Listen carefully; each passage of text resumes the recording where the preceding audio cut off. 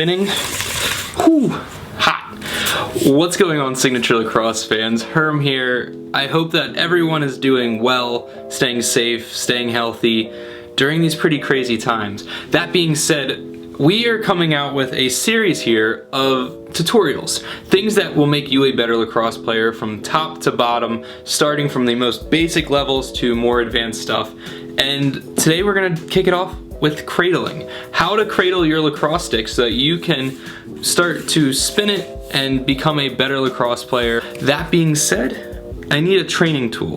These are perfect for this. Now, because we're staying inside, I want to keep my window over here safe, and I want to keep everything around me safe, so I break out my signature softballs. So what's great about this is that this is a skill that you can work on in your house. It could be a rainy day outside, or just sometimes you don't want to go out into the heat, especially when it starts pushing into the 90s, 100s, crazy summer weather. So this is something you can work on from inside. Get yourself your ball. It doesn't necessarily have to be a softball, it's just safer that way. This is a video predominantly made for the younger generation, people who are just getting into lacrosse. Even if you're an older person just getting into lacrosse, you want to learn how to cradle, right? This is how you keep the ball in your stick. You don't want to run around the field like this. It'll get knocked out. You'll lose your ball pretty easily. Now, it's a combination of many different movements with both of your arms. It can be very difficult because when you're first getting into lacrosse, it's hard to get your arms all loose. So that's one of the first things I suggest. Just get yourself loose, feel the stick, you know, feel it in your hands, feel the things that make you comfortable with your stick. Next, it's a motion like this. I describe this often when I'm trying to help people learn. It's like, imagine you're holding a water bucket, right? You're carrying your bucket up and it has the handle on it that turns. You're turning that handle, but without the actual extra piece on there that does it for you. So it's like you're turning the water bucket in your hand.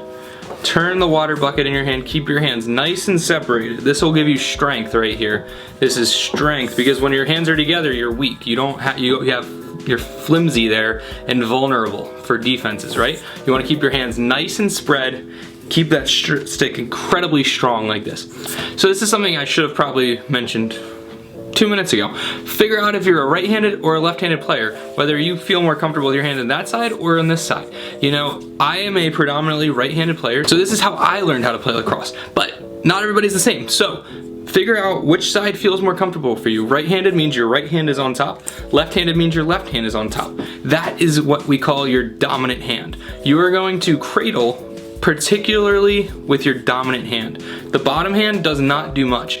This is all about understanding how to use your fingertips and your wrist to cradle the ball and get it moving. For beginners, we're gonna just work on this motion right here, right?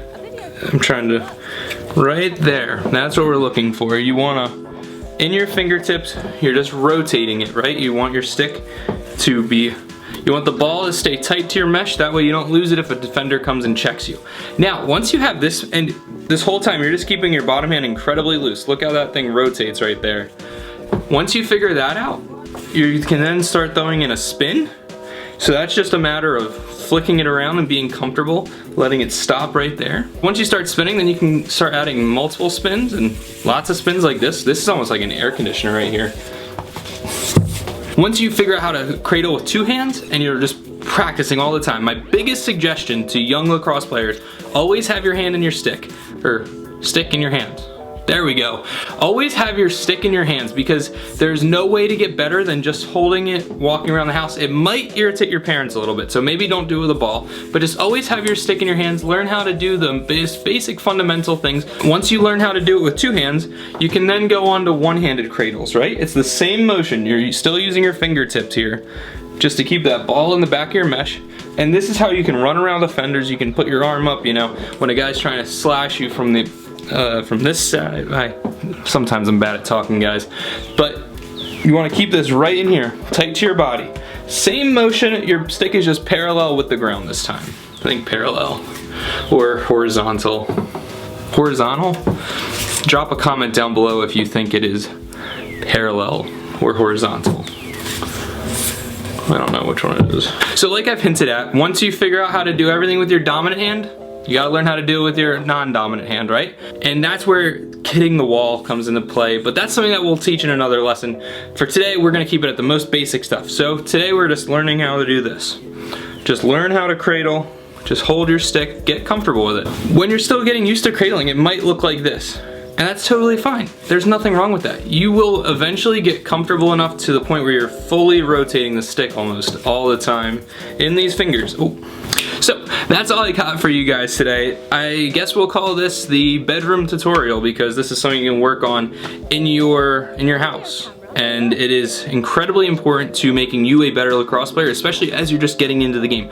So if you have any questions, please feel free to drop them down below in the comments. Make sure to subscribe, leave us a like, and go check out Signature Lacrosse on Instagram because we have some really rad stuff that's coming out, and we can't wait to share it with you guys. Bye.